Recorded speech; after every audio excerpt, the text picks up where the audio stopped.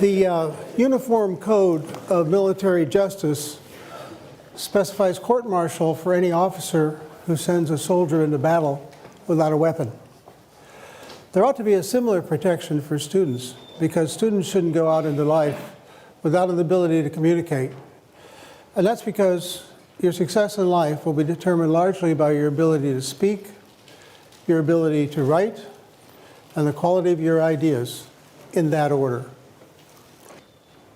I know that I can be successful in this because the quality of communication, your speaking, your writing, is largely determined by this formula. It's a matter of how much knowledge you have, how much you practice with that knowledge, and your inherent talent. And notice that the T is very small. What really matters is what you know.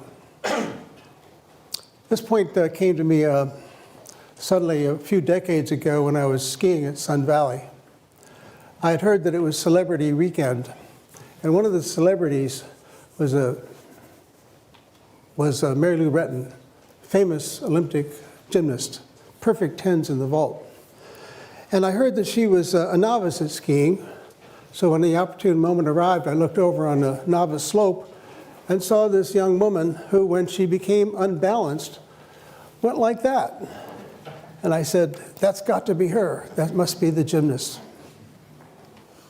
But then it occurred to me, I'm a much better skier than she is, and she's an Olympic athlete, not only an ordinary Olympic athlete, an outstanding one. And I was a better skier because I had the K, and I had the P, and all she had was the T. So you can get a lot better than people who may have inherent talents if you have the right amount of knowledge. First thing to talk about, of course, is how to start.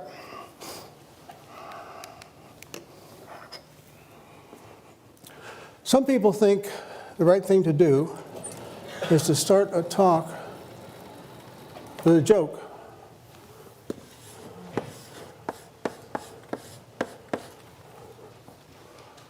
I don't recommend it.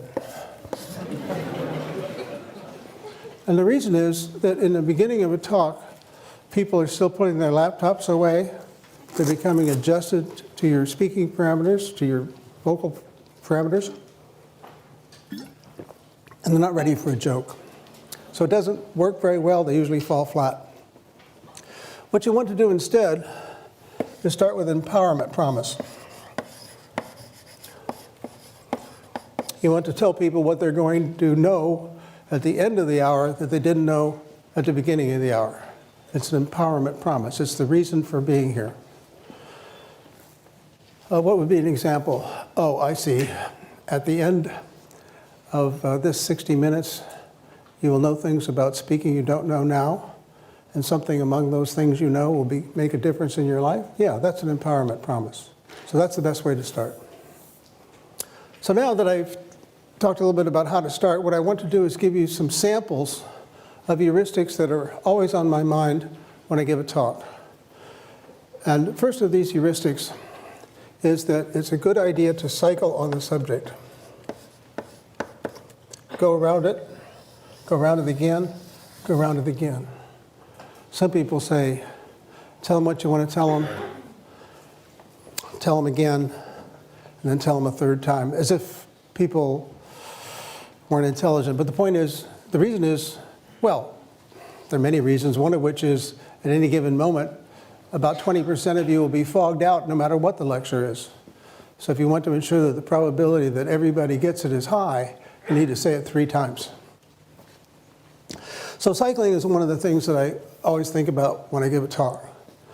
Another thing I think about is, in explaining my idea, I want to build a fence around it.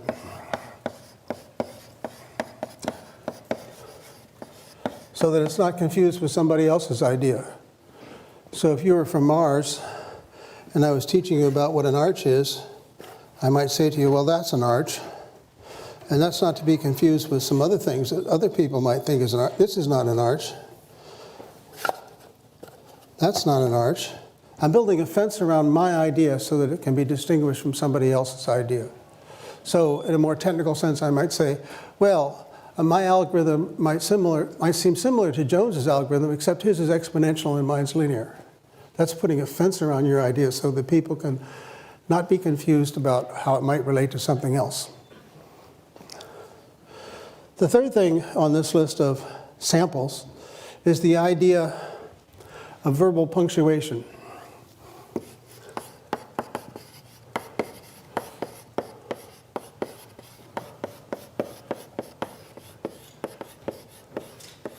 And the idea here is that because people will occasionally fog out and need to get back on the bus, you need to provide some landmark places where you're announcing that it's a good time to get back on.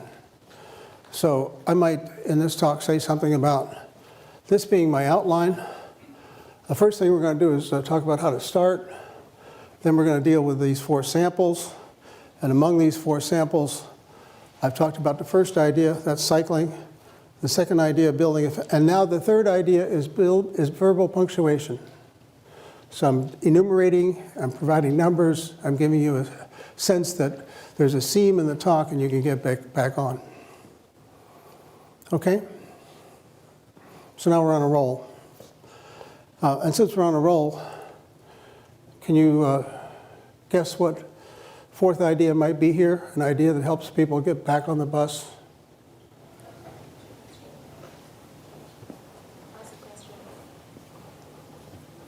Yes. Ask a question. Ask a question, yes. Thank you. So ask a question.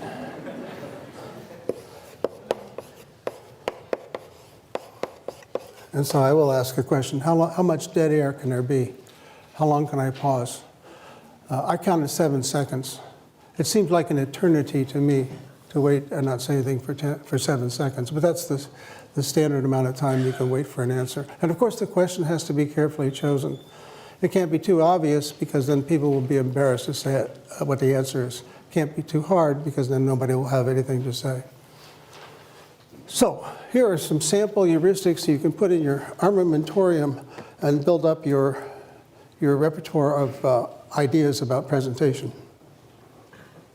And now, if this persuades you that there is something to know, that there is knowledge, then I've already succeeded. Because what I want to convince you of is that if you watch the speakers you admire and feel are effective, and ask yourselves why they're successful, then you can build up your own personal repertoire and develop your own personal style. And that's my fundamental objective.